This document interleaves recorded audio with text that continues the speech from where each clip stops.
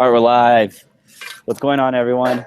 Thanks again for getting on this webinar. If you're watching it live or if you're watching it recorded, it means a lot to us. The purpose of this webinar right now is just kind of covering everything that we've been talking to up to this point in the actual videos itself. If you haven't looked at them, the links will be below. This particular week is covering indicators, the significance of indicators, not only what they are, but also how they work. And what we're going to be talking about next week moving forward indefinitely is just pretty much trade setups, why we won and why we lost, why we got into the trade and why we didn't get into the trade. And when I say we, I mean Aaron specifically. So that's what you could be pretty much expecting moving forward. We're still going to have webinar Wednesdays, which would allow you the opportunity to come on and ask him questions about the trade setups or anything else that we've covered previously. And yeah, that's pretty much it. So I'm excited. If you guys have any other suggestions, feel free to shoot us, a message or leave us a comment in this video or any other videos, and we'll be more than glad to try to cover them if it's relevant to the strategy. Alrighty, yeah. What's up, guys? My name is Riz here. Yeah, just recap of what we were talking about in the previous. Last week we got into support and resistance and trend lines a lot, and for kind of beginners on that note, it could fly over your head. You might not have no idea what we're kind of talking about, but we're going to start getting more into it and start working with like it's old trades, lost or won, and show you, like I'm saying, implementing a strategy that I've developed over the time period of me trading to go ahead and show you how these are going to tie in together. On the other note, Monday's video, if you did watch that, was about indicators, and I kind of went over like that indicators could be helpful and then they could be really doubtful for you, and they could help you be a successful trader or a really losing trader, because they're not always going to work. They're lagging instruments for the charting system, first of all. And don't just throw a bunch of indicators like we were saying in the videos and prior to that on your charts and expect them to trade for you. It's all going to come developed with your strategy and stuff that I'm teaching you guys as well, to show you that price action is the way. You could Google price action. We'll get more into price action as well along the way with all these videos, to say that this, the charts are going to be a book. It's going to tell you a story from when it started going till now. And it's basically past to present. And that's what brings these structures and trend lines and supports and resistance. It's going to leave us clues to let us know when the next best opportunity is to trade.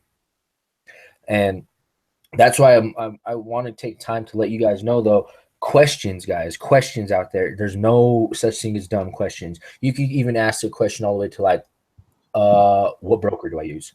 And anything like that. Yeah.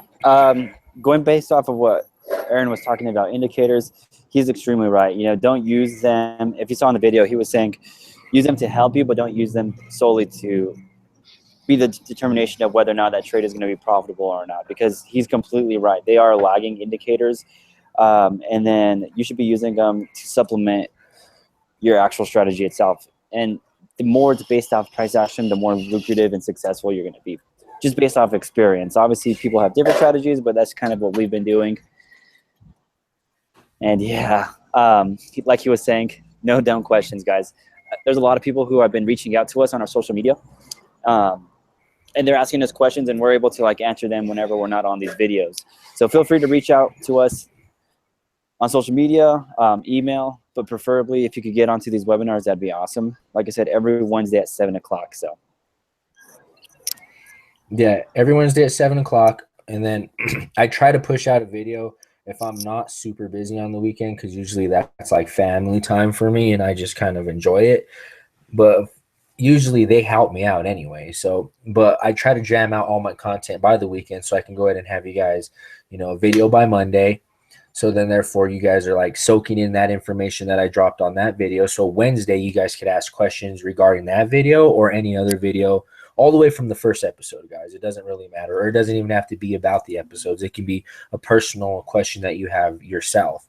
And that's what these Wednesday webinars are going to be for, so we could go ahead and answer all those questions for you guys and be more one-on-one with our audience instead of just saying, yeah, here's our videos, whatever, leave us a comment.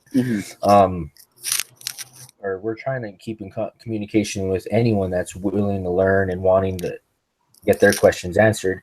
And then, like I said, I push all my footage through the week after the webinar for go ahead and to get footage out for Friday's video, which is just a recap of either the whole week or a little bit more information about what we're talking about. So you guys should take that and soak it in over the weekend, because on the weekend is the markets are closed. That's when you should be taking time to study and actually look back on this.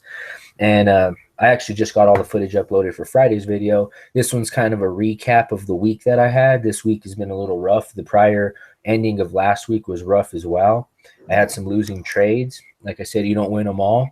And, you know, they took a pretty toll on the trading accounts. And, you know, the only thing I can do is just, like I said, tie my emotions in. And as long as I'm risking the exact amount of risk and not, you know, revenge trading or saying, oh, I need to get it all back with the gambling mentality, then it's all going to benefit later on down the road. So I'm not really too worried about it, but at least this Friday video is going to be more of a punch with motivation and bringing back that old risk factor and emotions factor as well for you guys.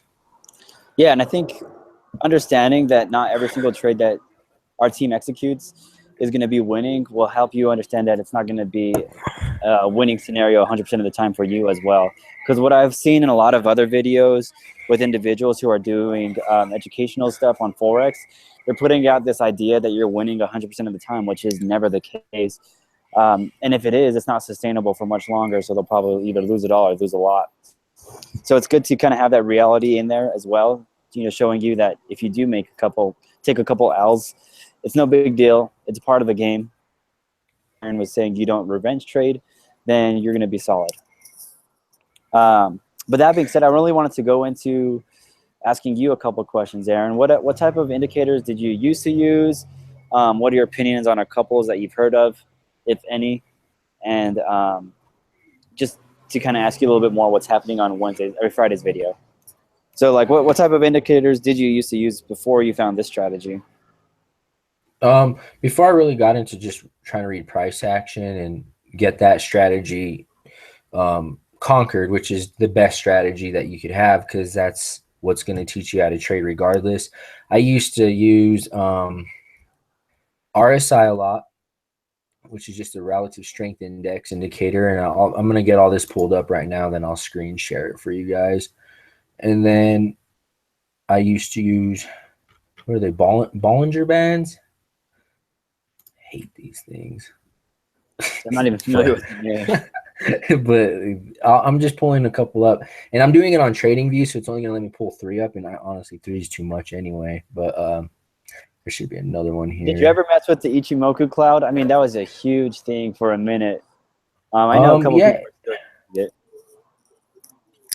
Yeah, it's kind of the same thing as the Bollinger Bands. It just has those like graph look to it. But let me see what else here. Maybe I'll recognize it. This stupid thing too.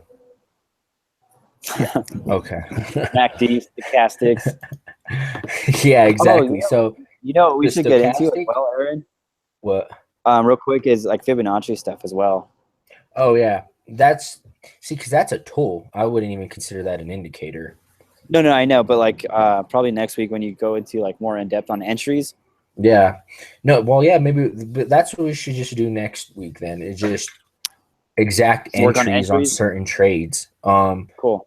How it met a support line or a resistant line, and this is how you could have possibly took this trade. I could even use trades that I've really won or lost, or I can actually just show trades that I flat out missed. Dope. Okay, cool. Let's do that. And then in the meantime, I can just screen share. Are you screen sharing this? Okay. Yeah, I'm going to screen share it now. Did you see it? 1 second. It's going to be a little lag. It usually pops up on top, but they like disappeared. Nothing yet. Oh, there we go. You should see it now.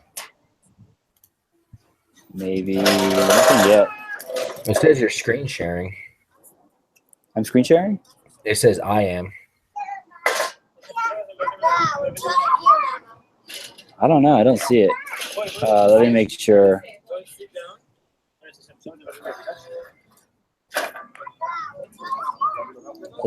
I don't know. I don't see it. Let At me make all? sure.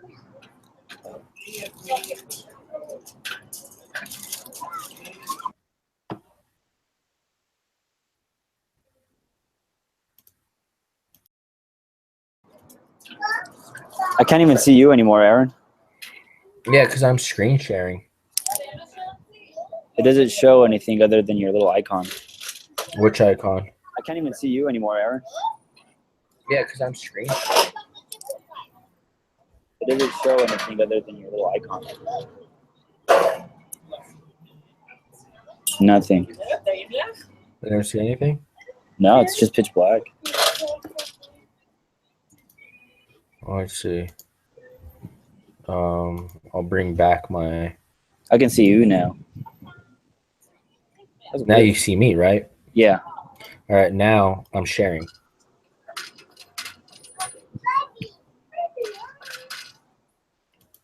No. Nothing? No, I don't know why it's not working this time. It's weird. Huh. Watch, hold on. Let me It just says, switch screen. it says Maybe. screen share.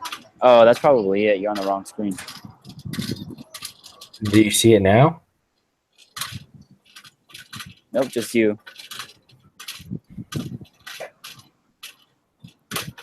Here, Sorry, I'm gonna put everyone. you over here. Technical I'm gonna- difficulties. It's about time we run into it. We've been pretty solid the last few times. Yeah. All right, let's see. All right, now. Now it's nothing. What about now? Yeah, here we go. All right, we're live again. Alrighty. So, yeah, now that's weird because it usually works on my big screen. That was my secondary screen, so now I put it on my laptop. Okay. All right. Anyways, so like this is like I would say how my chart first started looking when I started trying to be, I don't know, a day trader, waking up at like 6 o'clock every morning, being like, bam, I'm gonna make millions, next day. So I would have all these indicators, and these are just three that I thought were like the ones that always work because I would always see people trying to use these certain indicators on their stuff. So like up top, if we look at the chart itself, those are like the Bollinger Bands. So what people or what traders try to say is like, so this is the daily chart. That bottom line is going to be like, if it's writing on it, you're always going to get buy signals off of it. And then the middle line, the red one, is usually just the trend that it's actually following. And then the top line is going to be where it's going to respect it. So like if it hugs it like that against it, you wait for sell signal so you could write it back down. And it's kind of a moving support and resistance is what people call it. And a lot of people call it trend trading. Which means like you can trade regardless of what it's doing, the market's doing. It could be consolidating and you can still try to grab buy or sell trades out of it. And I don't know, it never used to work for me. A lot of people do use it though, and it is pretty if you could conquer trying to use this thing though, it is solid. Because if you do look at the indicator itself, back test it, it does show you tons of information of how the market was moving regardless. So it is a good indicator. I just personally can't use it because I'll just start trying to trade off of the indicator itself instead of sticking to what I know, price action. And then you have the RSI down here, which I went into Monday's video of, if it's above a certain percentage, which is about 75, 80%, it's really oversold. Or if it's below a certain percentage, around 20, it's oversold when it's below 20 and overbought when it's above 80. And then you have the stochastic one, I think. Yeah. And a lot of people say, and traders say that this, like, when they cross, sell it or buy it. So if you have it cross down here, you buy it. If you have it cross up here, you sell it. And, it does work, but these things ain't going to cross like on moving data. They're always going to show you the cross in the back testing format of it. But, even though you do look at it, certain things like right here, if you look on this stochastic one, it crossed right there. So the red line went above, meaning it's going to go down now.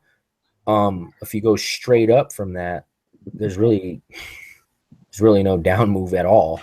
It kind of is. I don't know. You could probably make about 60 pips right there, but you would have to catch that move. Yeah. And instead of trading off this indicator saying like, oh, you're waiting for that to cross, that's when you're looking for a trade, you should be looking at the actual sell Price signal action. on the candle. Yeah. The price Yeah. action, meaning it's basically stalled right here, got a huge bearish movement right here. You could go get in on market or go ahead and try to do a 50% retracement, however you wanted to get in there. And then you just write it down to right here. And you can continue writing it down too until you started seeing price wanted to come back up. But like I was saying, guys, is indicators are like they're there. Don't let them trade for you. If you do conquer them and really want to learn the indicators, I'm not saying it's a bad thing. It's a great thing. The more you want to learn, the more you're going to be better at trading, regardless of whatever your strategy is. Like on a personal note, I don't use them. Like I was saying, I'll go ahead and go back here. This is how my charts are. Let's see. Get rid of that. You know, my charts are like that. Basically, just naked charts. Besides me already having somewhat of support and resistant lines already mapped out for me. And these are already on my charts. I'm just doing it for you to show you how fast I can find support and resistance, guys. It's the first thing that comes to your eye. Don't make it complicating. Just find them, see where the charts are making structure at. And you can see, whoever's watching this, the reoccurring theme here. It's, conquering emotions, proper risk management, and then support and trend lines. So the reason why we're making such a big emphasis on those particular things when it comes to trading is because they're extremely significant to be successful. If you want to be successful, you have to conquer those four things. So pretty much what Aaron is saying is use indicators to supplement your decision whether you should buy or sell, but don't use it exclusively to decide whether or not you should buy or sell. Yeah, exactly. The indicators are just, and to get back into what it is, this is how my chart is. So I would have just. You missed the moving average. Right here. Up. EMA? Yeah. There's a double one. Let's see if that one works. No, it's the same thing. All right. There it is.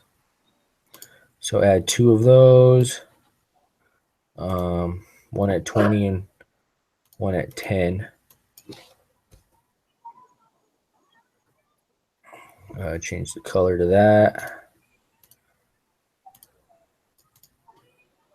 And one at 10.